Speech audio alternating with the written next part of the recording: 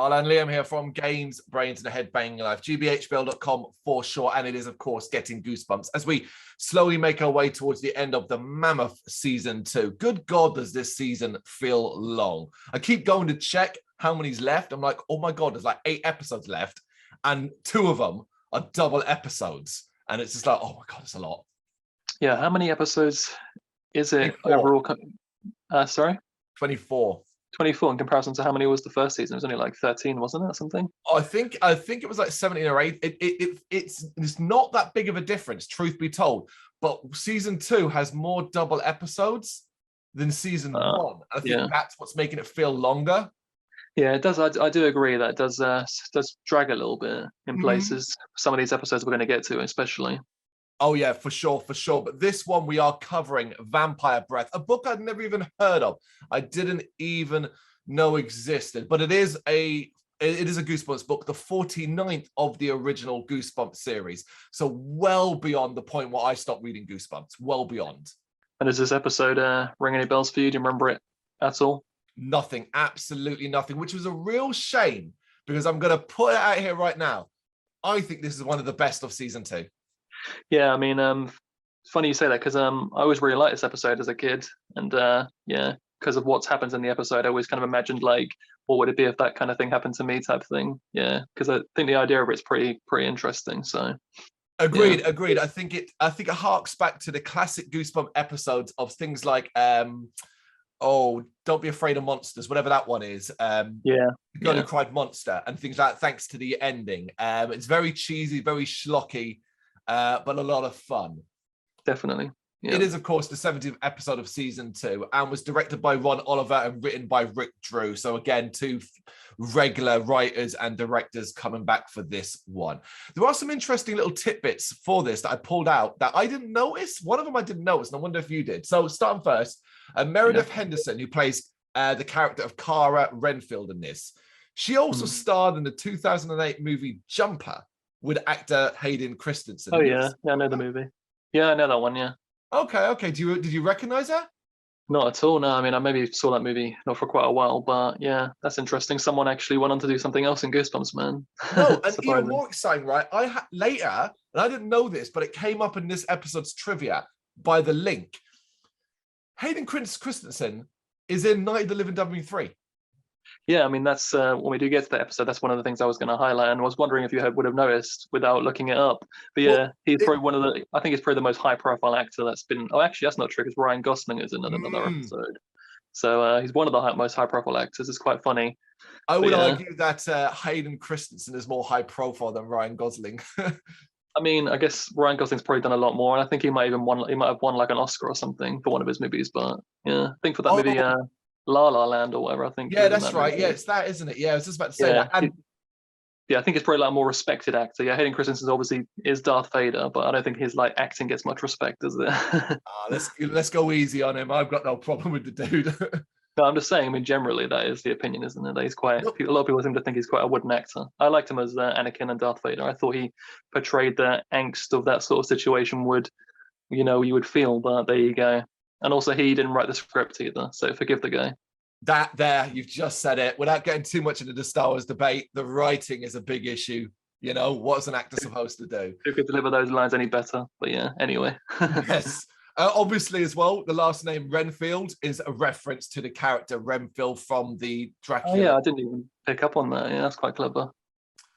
And interesting, I thought this was really interesting. The scene in which Freddy and Cara are running through a tunnel from Count Nightwing is actually recycled footage from A Night in Terror Tower. No way. Yeah. Oh, wow. That must be that's the first time they've used like recycled footage, or we just haven't noticed before.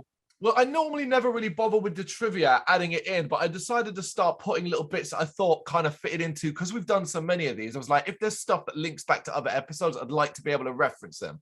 So after hearing this, I went back and rewatched that scene, and fuck me, is it correct? Because the part where they walk down the tunnel is completely different looking to the part where they're running. And you're like, oh, that's, yeah. You weren't supposed to notice that. No, yeah, I think, I don't know if it's more in these upcoming episodes, but like there's quite a few episodes where it has a brother and sister, and they kind of like do have a sort of resemblance to their brother and sister from the Night in Terror episodes. You've got like usually the younger brother who's got darker hair, and then the slightly older sister, who's more clearly of like the going up to the upper teens type thing. You can tell she's a little bit older, and it feels like, yeah, they had that in the back of their mind or something, because it all makes sense as well, the sort of recycled footage thing for me as well, because it reminds me of kind of what Mortal Kombat Conquest, that TV show, did after a period when maybe the budget was stretched a bit and you didn't have, you had so much footage that was just B-roll from previous episodes. Why not just put it in there, and then we ain't got to film that bit and save a bit of money and stuff like that? Makes sense. And I mean, I didn't even notice. So. Yeah, no, to be fair, yeah, absolutely. And interestingly as well, both the book and the episode will actually be released at the same time in November 1996. Yeah. Okay, cool. The episode then. We begin with a very classic Gothic introduction with grand music and a storm crashing over an old-looking house.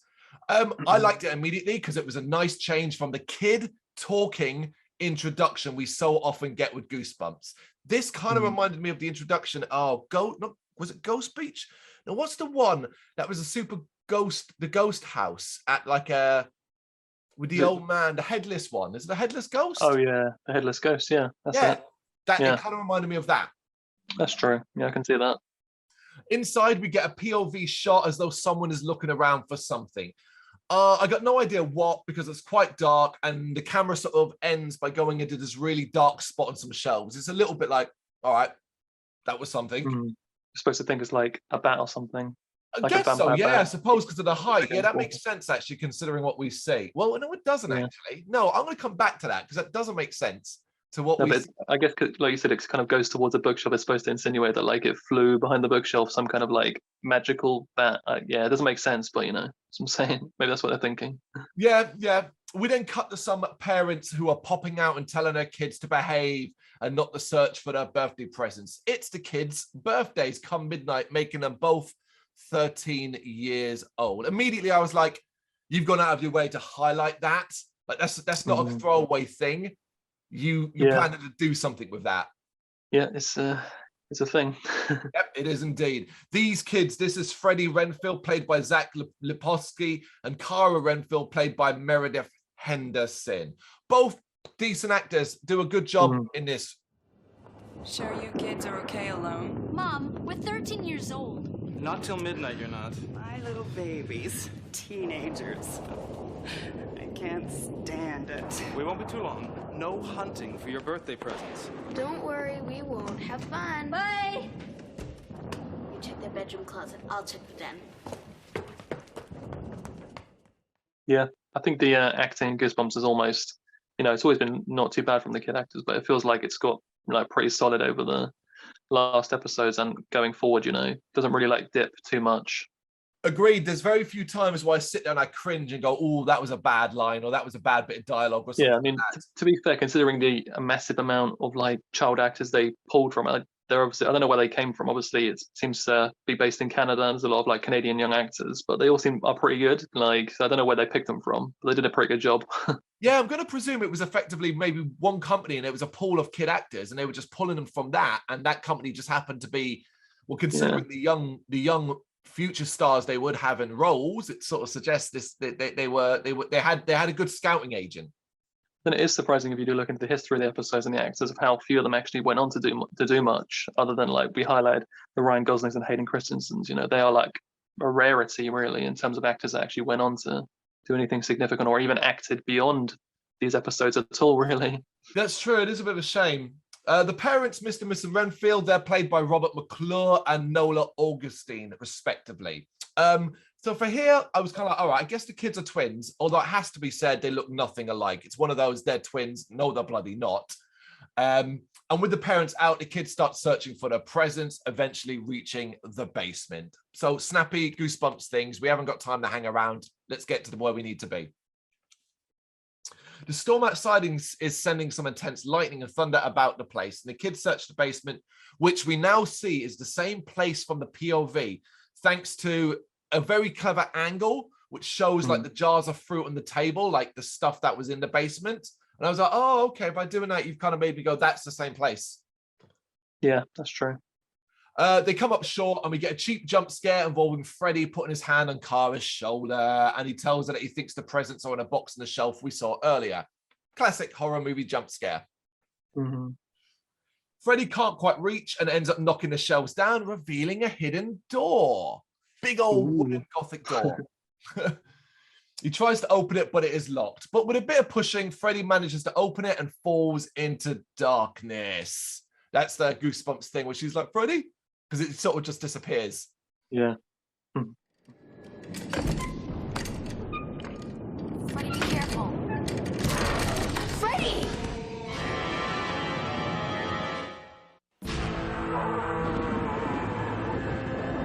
Freddy? Freddy!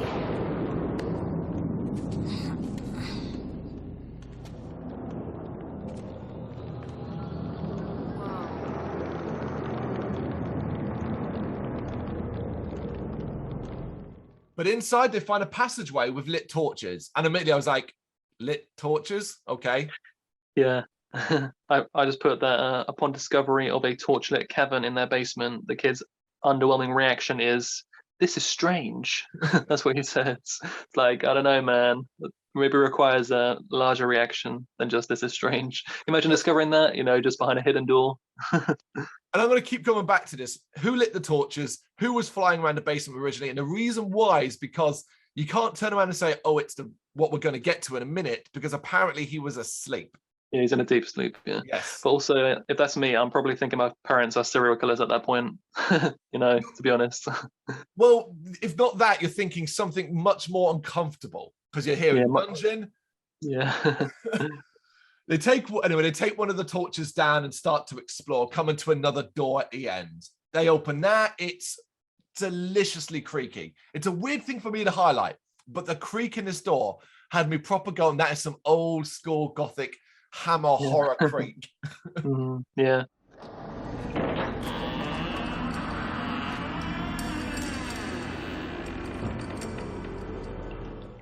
And they find themselves in a crypt with an upstanding coffin that bears a coat of arms. The Gothic music gets really high here and then just cuts off abruptly. It was really weird. It's like the sound guy was like going for it too much, and he was just told like stop or something. Yeah. Rather than say freaking out, the kids take all of this in their stride and approach it until it creaks, causing them to run. But Freddy, on his way past, kicks over a vial that holds some blue liquid in it and has the words vampire breath written on it. So we've gone immediately from there to the kind of Gothic feel that I like to what is clearly going to be cheesy Goosebumps territory. Yeah. Freddy opens it, and as he does, we see the essence spread out and into the coffin. Vampire breath? Some kind of joke. I don't know, Freddy. Maybe we shouldn't open it. Whoa! Stinks. Close it up. I wonder what it's for. I think I'm gonna be sick. The kids remark that maybe they shouldn't have messed with it, obviously, as the coffin begins to open behind him, showing a pale hand emerge. That is so fucking classic vampire. That is Nosferatu. Love a little tribute like that. Definitely. The kids turn around just as the coffin lid opens fully to reveal a man. He's a bit pale and in an old-looking suit, but to most part looks like a normal dude. Nosferatu, this isn't.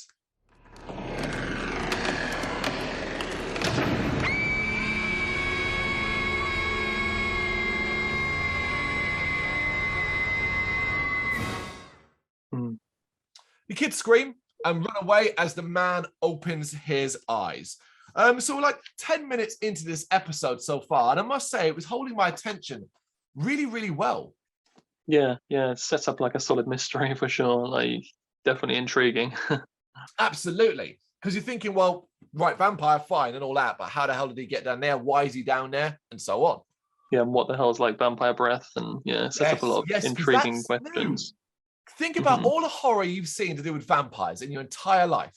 This is the first time I've ever seen anything involving vampire breath. And I was like, yeah, okay, I mean, even when we get to like what the eventual twist is, it is definitely like a unique twist on the whole vampire like idea, because I don't think I've ever seen it done this way before, and obviously that's not easy to do, is it? For something original, you know.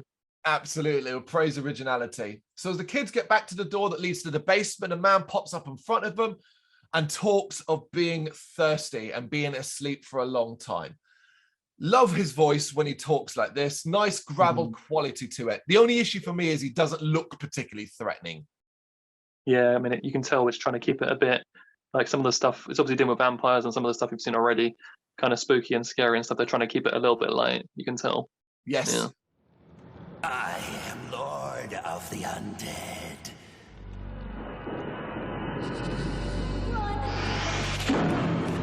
Run, it warms the blood. Where to begin? Boys have such a hearty, robust flavor. Rich and satisfying. On the other hand, girls offer such a sweet, delicate bouquet. So refreshing. He then introduces himself as Count Nightwing and asks what their names are. This is Earl Pastico, who plays Nightwing, Count Nightwing. And, I'm going to be straight up, I hate that fucking name. Partially because I associate Nightwing now with Batman. But, yeah, like, that's true. It's just a crap name. It's a bit lazy. I mean, everything else so far has been, like, on the nose, like Renfield is a surname and things like that. So it's a bit lazy, a bit cheesy, but kind of goes along with the vibe and the cheesiness of the episode. But I thought, yeah, another memorable performance from an adult actor in Goosebumps. Don't know what it is about these actors they get as well to play the adult characters, but they seem to find the most eccentric people to like portray them. It seems like a lot of the time the adults get the script, see that it's a 20-minute whatever, and they've got to do it quick, and just go, oh fuck it, I can overact and chew up the scenery for 20 odd minutes, you know? Yeah, that's like grabbing the brass ring, man, taking your lines, putting like a unique little spin on it, and you know, the lines may be a bit dull, but like making it fun, you know, for sure. Absolutely. And talking of that, he tells the kids tell them their names, and he talks about their age and how fresh they are. And I was like, damn, that's dark. Yeah. The kids ask him if he is a vampire, which he then gets offended about, referring to himself as the Lord of the Undead. And he then gives the kids a really hungry look, prompting them to run for the door, but it closes ahead of them. I do really like when he does that shit. Like, it's almost like I'm in control and then I'm not. Yeah, yeah. Nightwing then talks about the different flavors that the sexes offer in regards to blood. And I was like, holy shit, that's amazing. Yeah, that's good. Freddy then notices that he has no fangs and suspects that he's not really a vampire, which Nightwing gets really self-conscious about, his missing fangs. And he wants to find the rest of his vampire breath so he can remember where he left his fangs. This is really stupid, but I really thought it was funny. I thought it was funny because it kind of, it's a very specific thing. But in Discworld 2, Missing Presume, which is the game that got me into Discworld overall, there's a part of that game where ultimately there's a vampire you meet, he's very down on his luck, very sad, and very feeling sorry for himself. And part of that is because he has false teeth. And it always makes me laugh. Yeah, no, yeah, it's funny, for sure. Nightwing tries to rise up, and Freddy calls him toothless, and Nightwing compliments his bravery before demands to know where the bottle is. Yeah. Freddy tells him where they left the bottle in the crypt, and they make a deal that they'll help them find it if he lets them go. But ultimately, you know, you can't trust this vampire. And in the crypt, the kids are searching for the bottle, trying to stall for time. Freddy finds it and demands that Nightwing let them go, but he refuses. So the kids kind of do back and forth bottle tossing before threatening to break it. Yeah. Don't get that threat. If opening it releases the essence, surely breaking it will release the essence.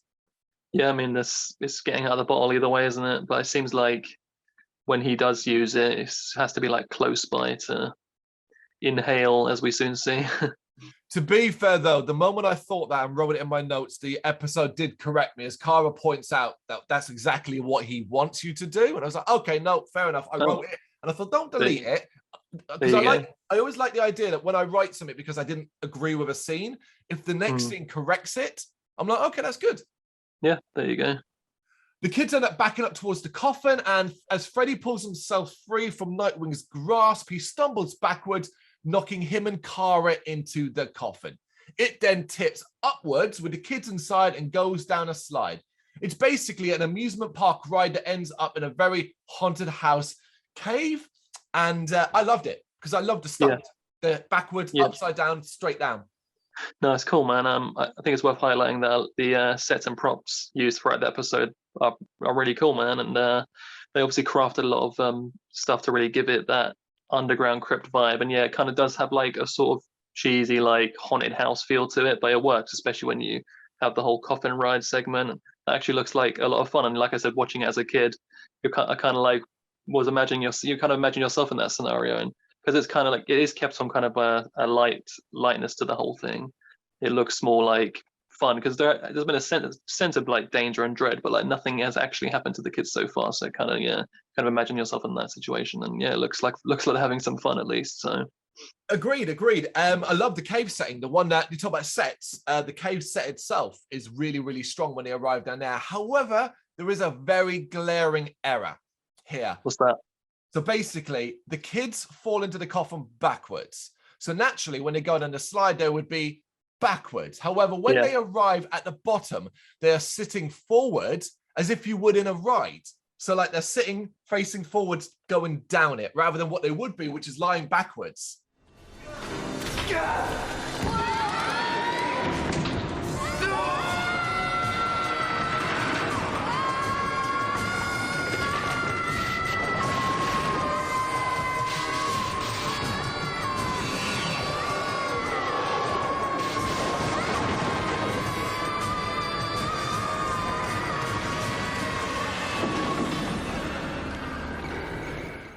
Man, that you're observant for sure. This episode kind of had me quite addicted to watching the screen. Oh, you're really paying attention, yeah. They get out and we see there are countless coffins in this cave. But what I also really like, right? So, and it's a weird thing to associate this with. So the background of this cave is clearly a painted backdrop, but it's a very good painted backdrop. And I really like this because one of my all-time favorite movies utilizes painted backdrops to enhance it, and it's brilliant for it. And that is, of course, Mary Poppins. I love a painted backdrop if it's done really well. Yeah, no, that's true. Looks good. So the kids start to look for a way out. A shadow goes past them, getting the kids' attention. And when they go to look, they find a young girl. She asks the kids not to bite her, and they tell her that they're not vampires. And she says she's not a vampire either. She queries how they got here, and they ask if she knows a way out. She says that she's been trapped down here before, introducing herself as Gwendoline, played by Krista Dufresne. So, this character, brilliant, love it. I immediately went, she's a vampire, she's a fucking vampire. But I didn't think that was a problem. I thought it was the episode was trying to do that. And this is something a kid could never have an association with. Good God, did she remind me of What's Her Face from Interview with a Vampire? Don't bite me. Bite you? What do you think we are, vampires? You mean you're not vampires? Well, of course not. But you're in the coffin. How'd you get here? We're not exactly sure ourselves. Do you know a way out of here? If I did, I wouldn't be trapped down here. That's true. Yeah, I did get that kind of vibe, and I agree. It seems quite predictable that she is a vampire, but then I was thinking like vampire like familiars and stuff are a thing, so there's that, you know. Yeah, but yeah. I didn't mind the obvious direction because I wondered then, well, the reveal and the why she's pretending, what's that going to mean? And I thought, okay, I started to wonder if like the hierarchy of vampires as well, is she higher than Count Nightwing and that kind of thing? Because ultimately, when you're bitten as a vampire, the idea is you stay the same age. Yeah, and it's, you know, in this type of kids sort of horror light show, like it's always dark to look at a child as potentially dying in any scenario. So there's some bravery to doing that, you know, as well. Absolutely. Plus the actor, her last name be Dufresne.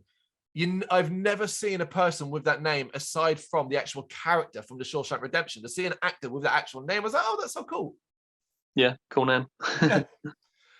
She then tells the kids that the vampires are all out hunting and she is basically their slave, there to clean and polish their coffins, otherwise she'll be turned into a vampire herself.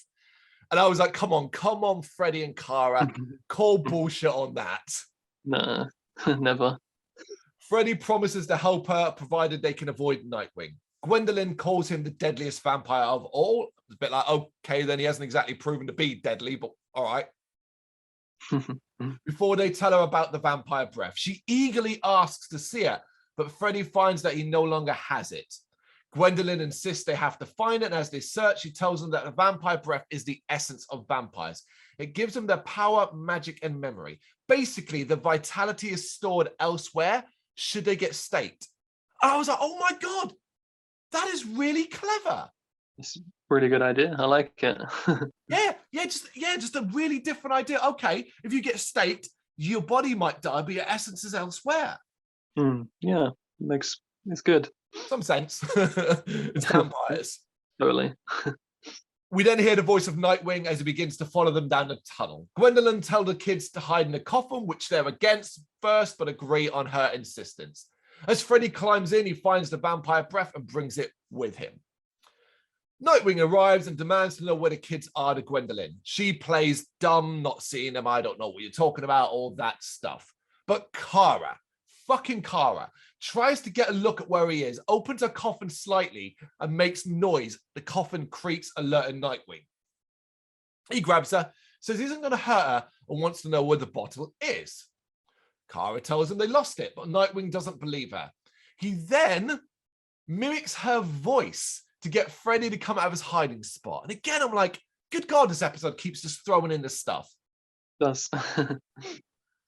Freddie comes out and demands that Nightwing let her go. Nightwing says he will if Freddie gives him the bottle, but Freddie remembers Nightwing's deceptive behavior before. Yes, don't trust this dude. He's a liar. Freddie then smartly threatens to drop it down a big hole in the ground, prompting Nightwing to release Kara and make a play for the bottle. Freddie then throws it to Gwendolyn, who reveals that she's a vampire and wants the breath to become even more powerful. Child.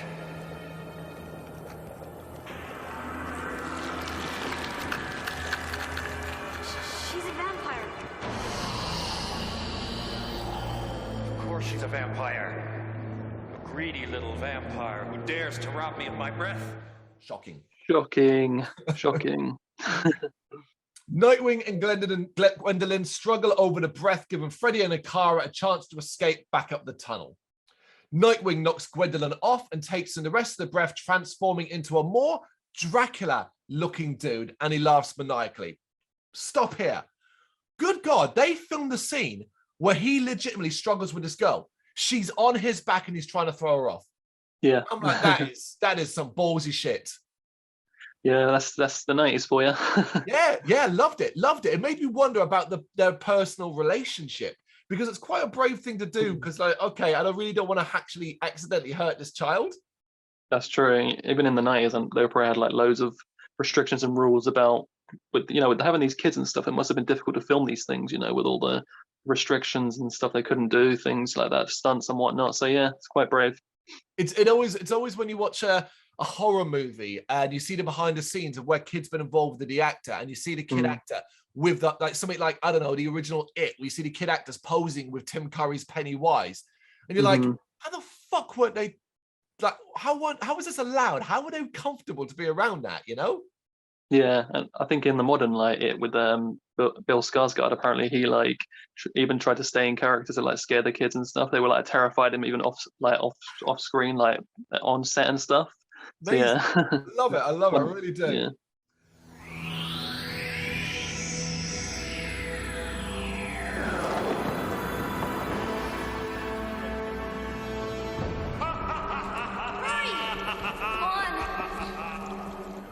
I am renewed.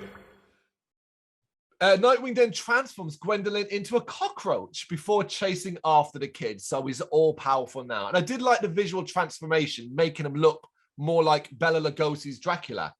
Yeah, it's cool when he goes from his more like decrepit self to, they big up the whole vampire breath as being this powerful essence, and I feel it delivers on his transformation. He looks like revived. Agreed. And the kids make it back to the basement where they then run into their parents. Freddy and Kara tell them about the vampires, but before the parents can do what I expect, which is don't be silly, vampires don't exist, Nightwing bursts in. Yeah, and we unexpected. get...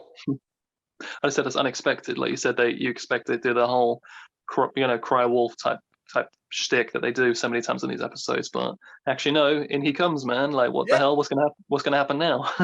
Yeah, absolutely. But honestly, I never saw this ending coming at all, and it's one of my favorite in the series. Is everything we've done today is one of my favorite because Mrs. Renfield calls him daddy, and he calls her his baby girl.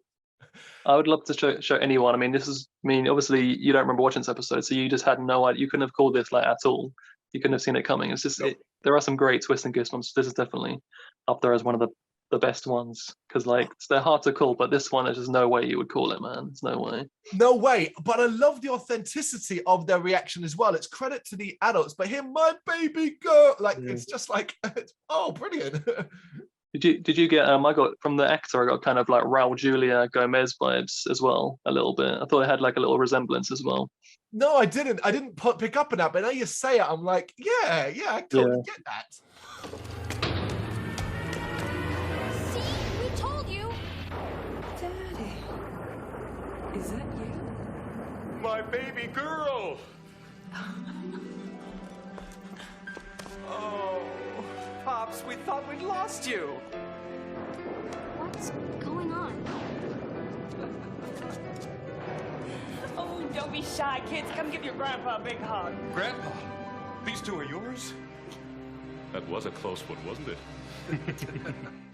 They hug as the music becomes all tender and sweet. Mr. Renfield calls them Pops and says that they thought they'd lost him before embracing Nightwing 2. I thought, God, there's a real story here, a backstory I really want to know about. Mrs. Renfield then tells the kids to come and give their grandpa a hug, which surprises Nightwing 2. And I really like that touch because it completely said, oh shit, I've been chasing you and you're my grandkids. Oh no. He had like no clue. That's all. Absolutely. The parents reveal that they're vampires too, showing their fangs off. And the kids are also vampires, but only become one when they turn an official teenager. That's different. I was gonna, again, we've spoken about how like original this whole thing is, within the vampire like genre, and this whole idea that you become a vampire at a certain age, like when you like reaching sort of adulthood and they grow their fangs and stuff. I thought that was just like such a clever idea, never seen anything like that. I loved it. I loved it. Nightwing then finds his fangs as midnight arrives and the kids' fangs come in. And again, another great touch here. It's not like they go from immediately to like big fangs. It's like they're almost like growing fangs. So they're like, and they're a bit small and it's odd in their mouth. And it looks good. They even like sort of make it sound like it's almost a little bit painful. Like when, a baby teeths or something, like them growing in, it caused them discomfort. And I thought that was quite a nice touch as well. Yeah, I didn't put that connection together. Teething, what an excellent connection. Oh, don't worry. They hurt a bit at first. But by the time you've had your first meal, they'll be fine. We're not done yet with this episode. We've got one more gleefully fun part to come. As the parents tell the kids, your big surprise is in your room. Go check it out. Your present's in there. And admittedly, it is funny to see them struggle to speak with the prosthetics in their mouth. The voices clearly are struggling. But they do the best they can. And the kids go upstairs to find coffin bunk beds. And I just laughed. I was like, that's so silly, but I love that. That's a great ending.